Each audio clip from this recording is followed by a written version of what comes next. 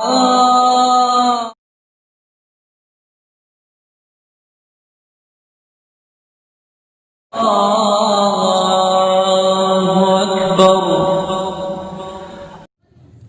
الله الرحمن الرحيم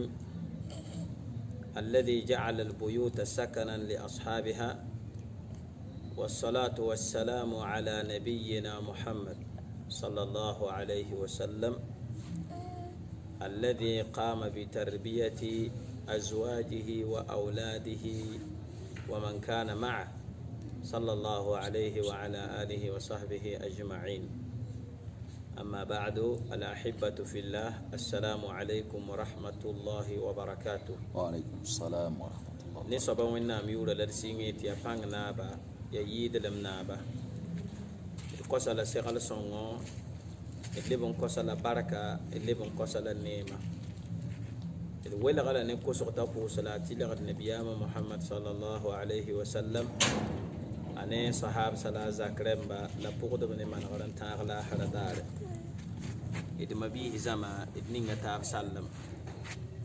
إذا باما تابا انتبه روا تاغناوري اللي بمباما تابا ند إميسون أيبن صبا يهانتار تنقل أنا رزاق سيلي نانكو سوينا من كتابا وإنما ما نقدر زاق سان كندو ونكيتي البركة زاق سي ونكيتي سنو زاق سا زاكا يلي هي زولايغا da zaka yelle bi ya yelle bedra it sokda tabu an kat fa jiddi ya wonto to la ton mena manti de zakasa aton gon yi zakatirse la de zakasa aton gon yi limong zaksan na me la hare ahmeduni pore woto la dan sokda taba dille kar hambe pogombe tinan le kitaba ti adam bi zaki barak zaka zaka yi ne mazaka zaka yi suno zaka zaka yi kidin zaka la lafi zaka la pimsa zaka bawda fo ne yala wusuko a pipi ikhtiyar az-zawja husn ikhtiyar az-zawja adam bi fa man yakre ne furu parawen ne de fa man yakre de la yak pagatum tab tara pagabi yak pagam zakna manare yak pagam dini na manare yak pagam zuguduna manare yak pagam alhala na manare la fran yak paga tam data yang ningum zakni te fu yara wo yin yak paga vi mayin dine tunsu ko pore vu mayin ho bewo yin of zakin yak paga wo lenkiti sahaba sanda yeliya tawarto komba pawa ringen gesef komba maya ana banga biga mande biga mayi tiraga biga mayi baraka biga mayi neda zawajawa ya paga nabiyama alayhi salatu wassalam itfazu farz zati din taribati yadak sannan tun spara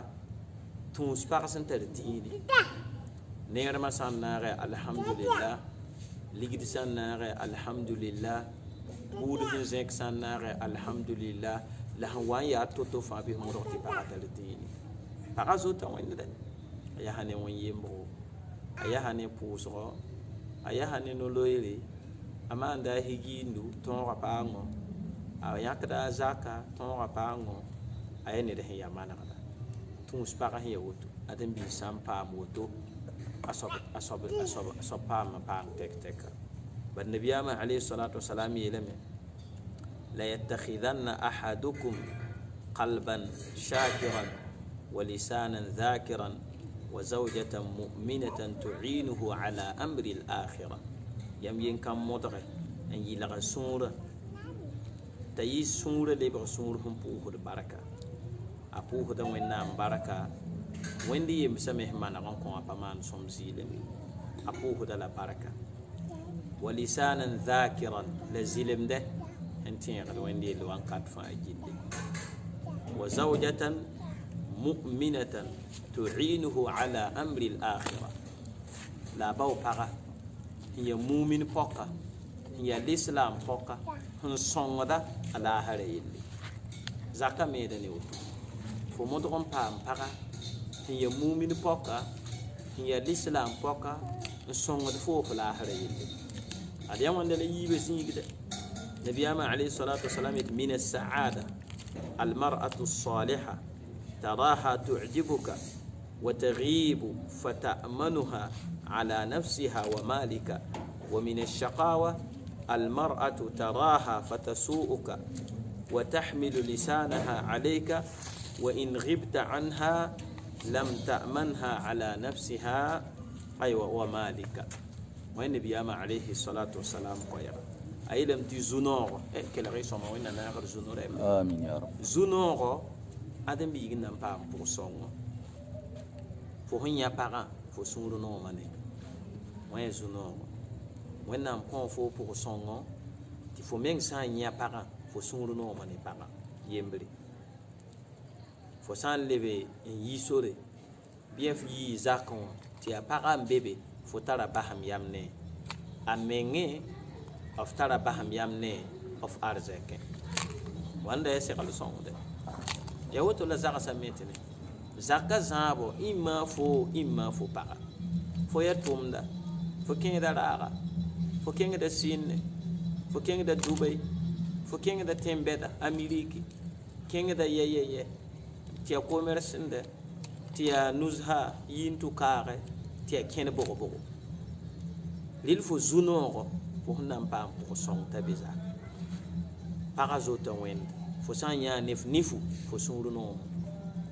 aye suru no mane bal adam bi sam pa wenga fo ta tumda neeron kont fo suru no malamun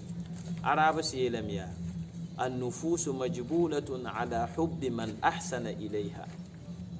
نيوnya banna ka salame lableben fasa ta nong ned ning samana kan kon yoro ned samana kon yoro fa yoro meng nonga soboto bale yampa yamo hoyi ril parle ninga ti fo meng yoro nonga wa adiya wala zuno ko de fo san nya to suru no me fo han liben yisore pare bi lille za ko me fo tara baham yamne apana nzeima menga of tara baham yamne apana nzeima fu zaka apana nzeima fu arzeka waya zuno la amma zubeda ya para fo han ya para la suru hun samde ne zugoda la na kendera la no buguma fo hanyawa fo suru samde be mo do ngum su zaka ne bal fo para ya fo zaka meta ya fo zaka be o yita fo san wato on tun para la ning hampa ma gad ni fulon wa 15 pogombe ni wingri ning hampa ma fo wa ranya bati mo se dem ti ni ying ilim baling war saudi fo son baba wa para ta yi pour son la ray pour wenga ti fo hanya biye su samse fo hanya para biye su samse ta al arfa al walad fo hanya para ti su samsa rasar be ni modo zaaro menga ane pour kan se bu para la ning hanan to ka zilim dan to ko fo ti ya tuya ya zangare ya pawre ya yele bedo wanda fo ndinga wen zakata ko yiki النبي عليه الصلاة والسلام ليس المؤمن بالطعان ولا اللعان ولا الفاحش ولا المتفحش وفي رواية ولا البذيء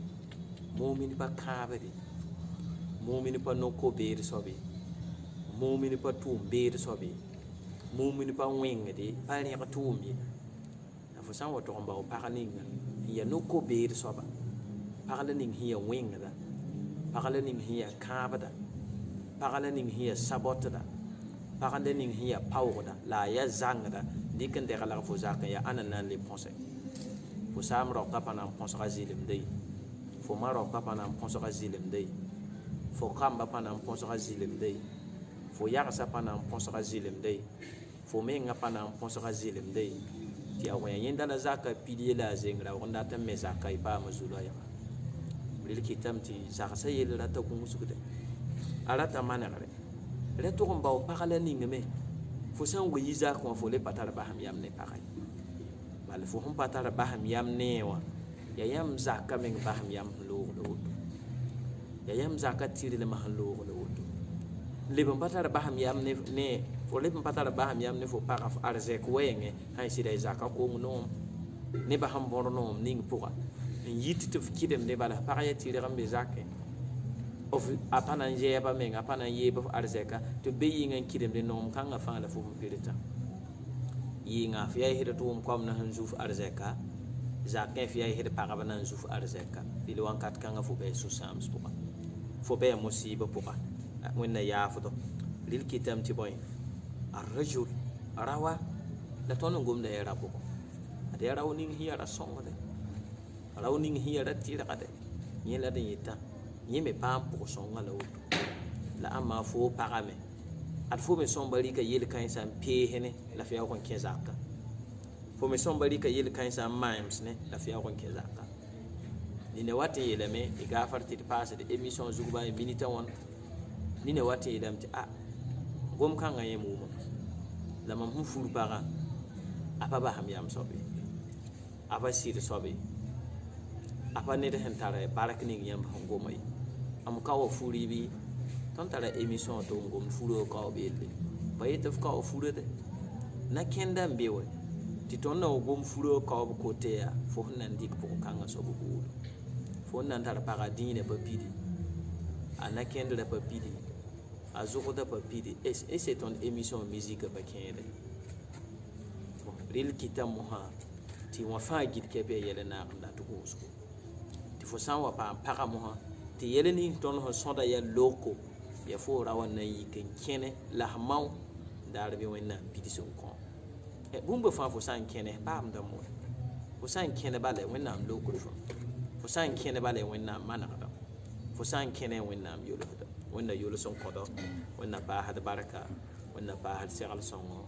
wa émission yibu ibna ko le taba ataba saba wassalamu alaikum wa rahmatullahi wa barakatuh. hayya ala al falah.